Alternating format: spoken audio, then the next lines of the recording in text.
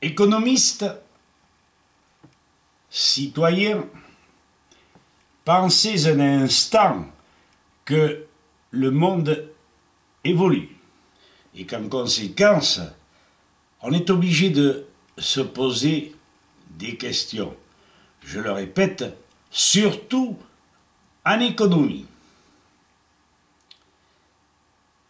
Nous sommes peut-être des béotiens, mais nous savons poser des questions, nous savons analyser, et les relations entre nous font que nous arriverons où nous arrivons à poser simplement le problème.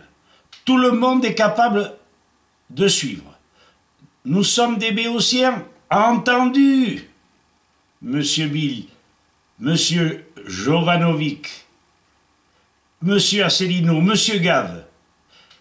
Mais ayez la patience et l'humilité de penser que nous pourrions ne pas nous tromper.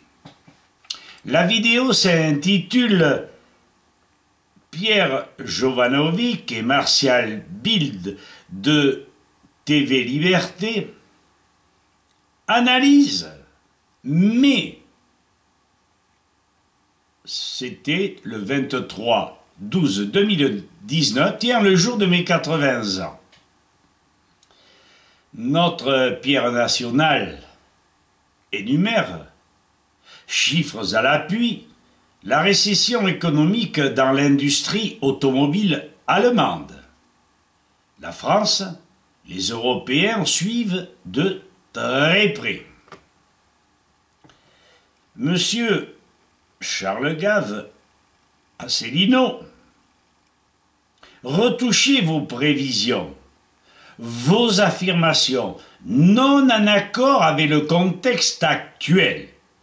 Nos économistes, médecins, pharmaciens, eh oui, des béotiens, vous démontrent par analyse et bon sens qu'il pourrait en être bien autrement. Entendez par faveur les voix de la raison. On vend moins. Les ouvriers sont jetés à la rue. Les emplois sont en danger. Bref, une récession inquiétante, mais pourtant facilement évitable. Alors, résolvons méthodiquement le problème. Nous ne le répéterons jamais assez. L'ère de l'abondance est présente depuis des dizaines d'années et nous sommes incapables de la répartir justement. Les technologies de pointe, robotique, informatique, sont présentes au point que, dans peu de temps, les usines n'utiliseront pratiquement plus de techniciens et d'ingénieurs. Qui le nie? Les patrons s'arrachent les cheveux, les gouvernements restent de marbre, occupés à maintenir l'ordre dans la nation.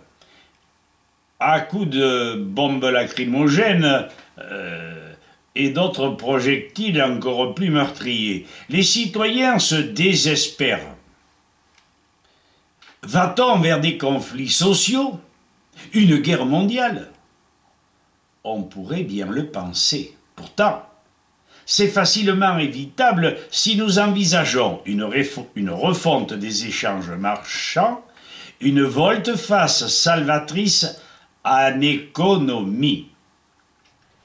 Si les usines se mettent en chômage technique, c'est qu'il y a mévente due aux surproductions et à cette diable d'économie de dette instituée par les banquiers. Donc, émissions insuffisantes, inadéquates. Rien d'étonnant que les automobiles restent sur les aires d'entrepôt. Compréhensible le gaspillage, non? Voici la solution simplifiée. Dans un contexte économique nouveau de répartition, l'ensemble des productions nationales, évaluées à 1 euro, permettra une émission monétaire équivalente à la valeur chiffrée de la production gratuite. L'émission, n'est-ce pas? Pas la production. Comme avant 1973. Donc, cette production, répartie sur tous, se répartissant entre tous les citoyens d'un pays. Maman Obercaille entretenant sa marmaille. La conséquence directe serait qu'en période de surproduction inévitable, vu les cadences infernales, on pourrait fort bien accepter le chômage technique des ouvriers de la branche automobile, sans que pour autant il y ait une franche diminution, je dis bien diminution, de salaire de chacun. Et M. Charles Gave me dirait, mais pourquoi? Simplement parce que dans tous les autres secteurs primaires, secondaires et tertiaires, les activités et productions ne subissent pas ce coup de frein. À ces activités correspond une valeur réelle en euros, partagée par création monétaire correspondante, équivalente, que Charles Gave ne s'insurge pas devant le raisonnement des bleus de l'économie. Béotien, direz-vous. Ce n'est pas utopique, puisque l'Allemagne et la Suède pratiquèrent à peu près de cette manière bien avant 1940 avec, je le cite, les traites de travail. Mais on cache la valeur travail et on repense à l'arbitrage de l'or. Tu parles. L'or s'échange, certes. C'est une valeur sûre, mais ne se mange pas. À notre avis, un pays est riche si ses devises sont importantes, plus d'exportation que d'importation. Un pays est à l'abri du besoin s'il est, dans bien des domaines, en autosuffisance, ne répartissant, n'échangeant rationnellement que grâce à un organisme capable d'éviter les invendus, anticiper sur les productions